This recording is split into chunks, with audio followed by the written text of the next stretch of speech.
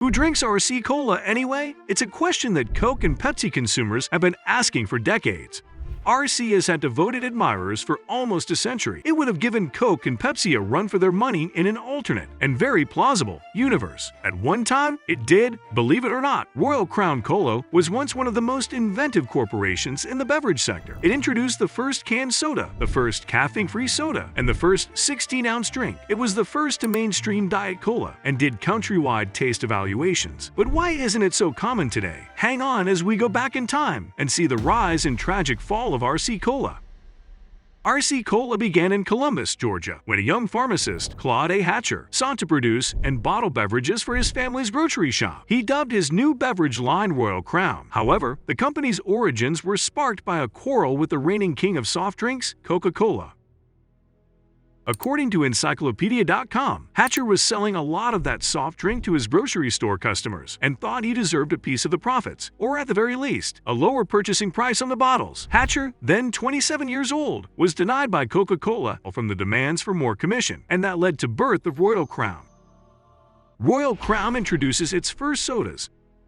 Despite his desire to compete with Coca-Cola, Hatcher's first soda was Royal Crown Ginger Ale in 1905, followed by Chero Cola in 1907. The company grew so quickly that the Hatchers found themselves as soda makers. To distribute its popular product, the family founded Union Bottling Works, subsequently renamed Chero Cola Company, and by 1920 had expanded to provide soda syrups to 700 franchise bottling facilities. During World War I, the firm even built its sugar refinery to fulfill rationing demand. Coca-Cola, however, was not satisfied with the cola designation in its name and sued the corporation, claiming ownership of the phrase. According to Mental Floss, Hatcher battled the case for years while growing his firm, but in 1923, a court ruled with Coca-Cola, ordering a name change to Chero, which impacted sales. Hatcher instead produced a fruity drink named Netty, which resulted in another firm name change to the Netty Corporation in 1928. When the Great Depression came, however, Netty's sales fell, and Hatcher died in 1933. Royal Crown makes a comeback.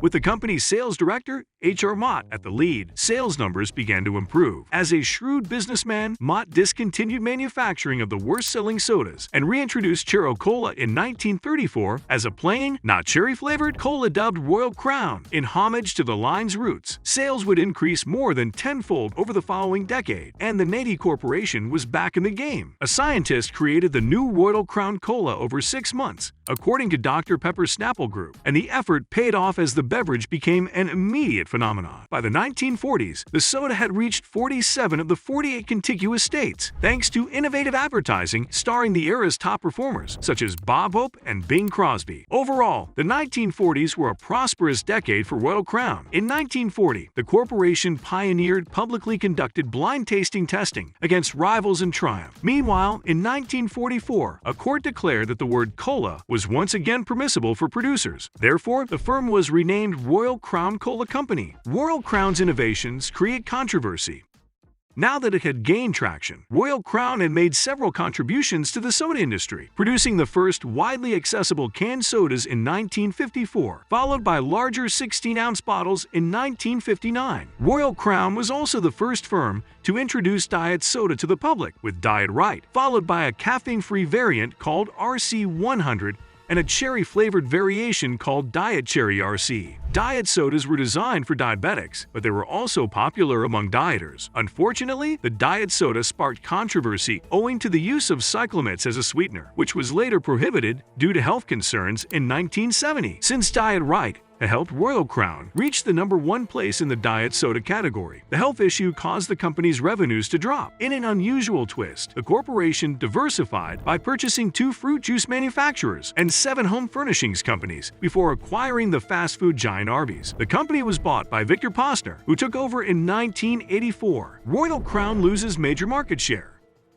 As Royal Crown struggled, Coca-Cola and Pepsi were engaged in the cola wars of the 1970s and 1980s, in which the top 2 cola makers strove to outdo each other for years. Later, Royal Crown was purchased by Trier Companies in 1993, which had its own connection with the troublesome billionaire Posner. According to Funding Universe, Trier attempted to resurrect the floundering brand by adding $25 million to the yearly marketing budget, which helped to boost sales somewhat. In 1999, the new owners hoped hoped to reverse the company's previous Diet Right controversy by collaborating with Johnson & Johnson on a new sweetener and a medical marketing national ad campaign, as Adage reported that the diet soda had only a 0.3% share of U.S. beverages at the time and didn't even make the top 10 best-selling diet drinks. By 2000, Cadbury Schweppes had bought the RC Cola brand, which was transferred to its Dr. Pepper Snapple Group, which is currently known as Keurig Dr. Pepper. The Cott Corporation purchased the worldwide sales rights to RC Cola in 2001. Despite all these encounters, RC Cola is still available in 67 countries, and according to Mental Floss, is a top seller in the Philippines. Even today,